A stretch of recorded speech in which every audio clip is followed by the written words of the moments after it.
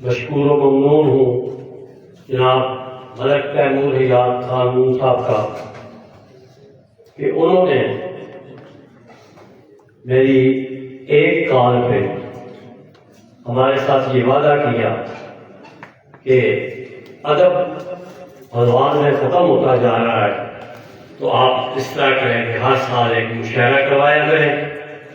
تو ہم نے آج پہلا مشاعرہ جو پچھلے مشاعرے ہوا کرتے تھے اس میں جناب پروفیسر ارشد جبار پراچا صاحب جن کو آپ جانتے ہیں، کوئی ڈھکی چھپی بات نہیں ہے کہ انہوں نے بے انتہا مشاعرے کروائے اور وہ مشاعرے سرکاری طور پر ہوا کرتے تھے اور ہماری کافی ہوا کرتی تھی اور پراچا صاحب دن رات خرچ کر کے وقت کی ضیاع کر کے، میں ضیاع لفظ استعمال اس لیے کروں گا کہ بعد میں ہمیں یہی ملتا ہے کہ وہ اتنا کھا گیا، وہ اتنا کھا گیا، حالانکہ ہماری جیب سے بھی لاکھ 2 لاکھ لگ جاتے ہیں.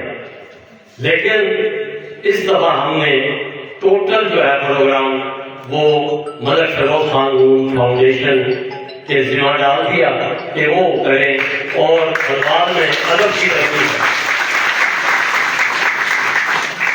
آپ کو یہ معلوم ہوگا اور آپ دیکھ رہے ہوں گے کہ اس سے پہلے جتنے بھی مشاعرے ہوا کرتے تھے اس میں انتظامیہ انوالو ہوا کرتی تھی، اور آج جو مشاعرہ ہو رہا ہے اس میں انتظامیہ نے انوالو کیا ہونا تھا. انہوں نے کہا ہے کہ ہال خالی لے لیں اور آپ جو کچھ کرنا چاہتے ہیں کریں. ہم نے یہ سب کچھ خود کیا ہے، یہ کرسی ہے، یہ جناب لائٹنگ اور جو زادرہ ہوا کرتا ہے شاعروں کا وہ 1000 2000 5000 روپے، ہزاروں نہیں میں کہہ رہا ہے، یہ ہم دیں گے.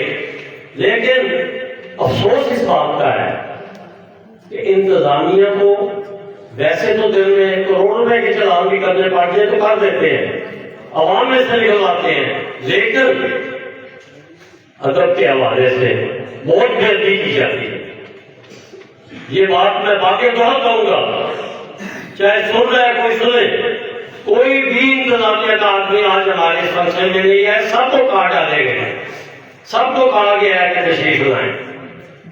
لیکن میں نہایت افسوس کے ساتھ کہتا ہوں کہ کوئی ون آدمی، ون مین یہ اس طرح کے مشاعرے نہیں کروا سکتا. اسی طرح ارشد جبار پراچا صاحب بیٹھے ہیں میرے سامنے، وہ بھی پیچھے ہٹ گئے ہیں، میں بھی پیچھے ہٹ گیا ہوں. میں نے بھی بڑے مشاعرے کروائے ہیں. پچھلے دنوں انور مسعود صاحب کو یہاں بلایا تھا، وہ بڑھ کے گئے ہیں اور کافی شاعر آئے تھے، لیکن اس میں بھی کنٹریبیوشن جو ہوتی تھی وہ کچھ نہ کچھ دوستوں کی ہوتی تھی تاکہ ہوئے، ورنہ اب نہیں ہوتے. اب ہماری اپنی جیب مہنگائی اتنی ہو گئی ہے کہ ہم ادب کے لیے کیا کر سکتے ہیں. جب ادب کے لیے ہم کچھ نہیں کریں گے، میں تو مبارکباد پیش کرتا ہوں ان شاعروں کو. یہ آج کی جو صدارت کر رہے ہیں خالد ندیم شامی صاحب، انہوں نے میں نے صرف ایک فون کیا ہے، ان کا تعلق میاں والی سے ہے، لاہور میں رہتے ہیں. تو میں نے جب ان کو بتایا کہ میں بھی میاں والی میں 5 سال رہ کے آیا ہوں، تو انہوں نے پوچھا کہاں پہ، میں نے جگہ بتائی. انہوں نے کہا آپ تو ہمارے ہمسائے ہیں. میں نے کہا جی آپ کیا لیں گے؟ انہوں نے کہا کہ میں کچھ بھی نہیں لوں گا، آپ جو دیں گے خوشی سے. میں نے کہا جی اگر میں نہ دوں تو انہوں نے کہا میں آپ سے مطالبہ ہی نہیں کروں گا. ہمیں تو ایسے شاعر چاہیے. 19 صاحب بیٹھے ہیں، یہ ہمارے پلوار کی سمجھ لیں کیونکہ ان کا تعلق ملکوال سے ہے اور کافی عرصہ سے یہ لاہور میں رہتے ہیں. اسی طرح اور وہ محترمہ بیٹھی ہیں عروج دلالی صاحبہ، انہوں نے کہا کہ آپ جو انگل دیں گے ٹھیک ہے، میں آپ سے نہیں مانگوں گی. بات یہ ہے کہ میں ان مخیر حضرات جو شادی پہ تو لاکھوں ڈالر لٹا دیتے ہیں لیکن ادب کے لیے یا کسی غریب آدمی کو دینے کے لیے ان کے پاس کچھ نہیں ہوتا.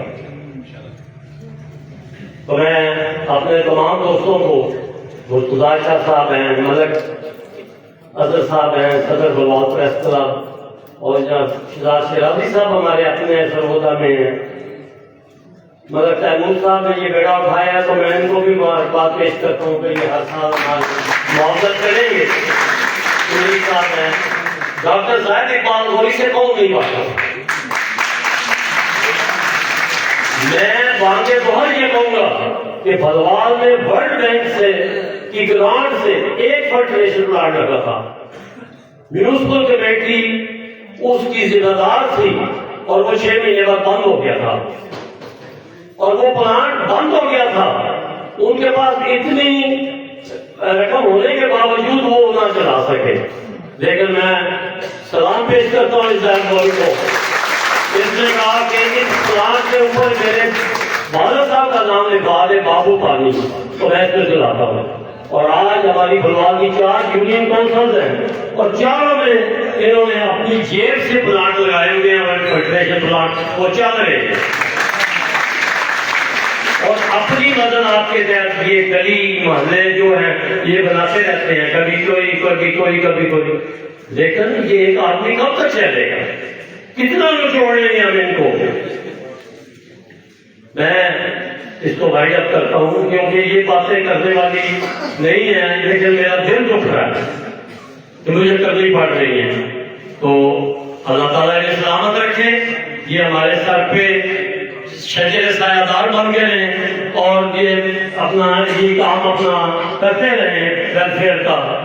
تو میں تمام مہمان شعراء کا شکریہ ادا کرتا ہوں کہ وہ میری کال پر یہاں تشریف لائے اور آپ دوستوں کو اپنا کلام سنانے کے لیے حاضر ہوئے.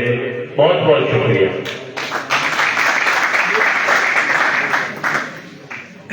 مہمانوں کو سننا چاہیے. میں تو آپ کو صرف حاضری لگواؤں گا تو وہ لوگ کہتے ہیں نا جی کہ ایک میں کہا گیا چھاوریاں میں تو وہ مشاعرہ ہوا کہ جب میں نے فیصلے فیکٹری تھا میں نے بلایا تو اس لڑکے نے کہا استاد جی کے چارج تھے, یہ امام علی برخان کے چارج تھے, یہ احمد کے چارج تھے, جزاد کے چارج تھے. وہ پڑھ پڑھ کے چلا گیا. جب دوسرا آیا تو اس نے جب یہ کوشش کی تو میں نے اسے روک دیا. میں نے کہا بیٹا ذاتیں بہت سنتے ہیں, امام علی برخان کا بھی بہت کلام سنتے ہیں, محفل مسلمہ ہوتی ہے, ہم منکر نہیں ہیں. تمہارے استاد کو بھی ہم نے سنا ہوا ہے, یا پھر تمہارا اپنا بھی شعر ہے تو سنا دو. تمہاری مہربانی یہ کام نہ کرو, اس طرح تو صبح 5 بج جائے گی. تو میں اس لیے جو ہمارے مہمان شعراء ہیں میں ان کو سنوں گا. میں صرف 2 شعر یا 3 آپ کو سنا کے آپ سے اجازت دوں گا.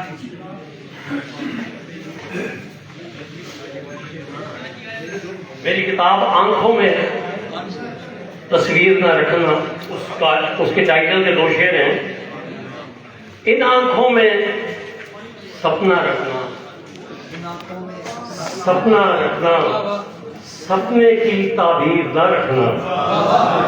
ان آنکھوں میں سپنا رکھنا, سپنے کی تعبیر نہ رکھنا. یہ تصویریں تو دکھ دیتی ہیں, کمرے میں تصویر نہ رکھنا.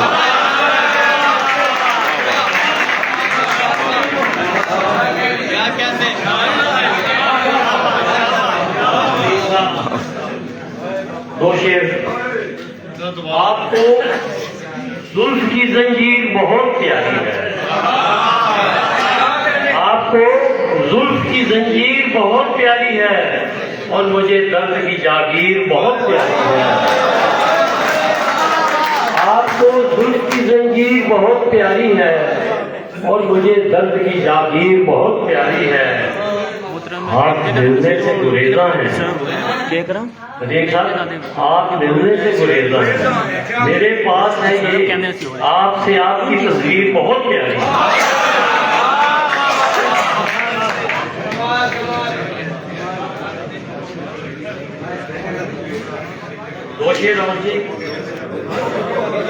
میں نے تجھے کہا ہے کب, میں نے تجھے کہا ہے کب انجان بن گیا. میں نے تجھے کہا ہے کب کہ انجان بن گیا اور میرے دل کی بستی میں مہمان بن گیا, اور میرے دل کی بستی میں مہمان بن گیا. میرے دل کی بات کو ذرا غور سے سمجھ، یہ تیری سلطنت ہے تو سلطان کا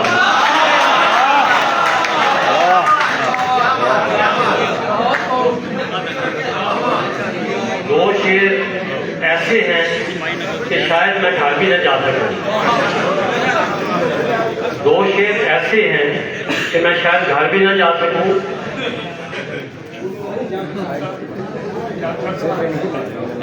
طارق صاحب کہتے ہیں لیکن میں سنان کو بعد نہیں جانا، نہ گل نہ بلبلوں نہ حسینوں کا دور ہے، نہ گل نہ بلبلوں نہ حسینوں کا دور ہے، اے دوست میرا دور مشینوں کا دور ہے، اور اب رہبری بھی جرم مسافت بھی جرم ہے، اب رہبری بھی جرم مسافت بھی جرم ہے، یہ راہزنوں کا اور کمینوں کا دور ہے، اب رہبری بھی جرم مسافت بھی جرم ہے، یہ راہزنوں کا اور کمینوں کا دور ہے۔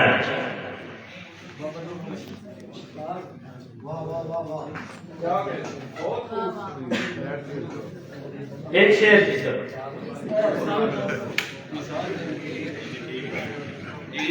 گواہ ہے کچھی میرے گھر کی چار دیواری، گواہ ہے کچھی میرے گھر کی چار دیواری، میرا قلم ہی دوستو میرا اثاثہ ہے۔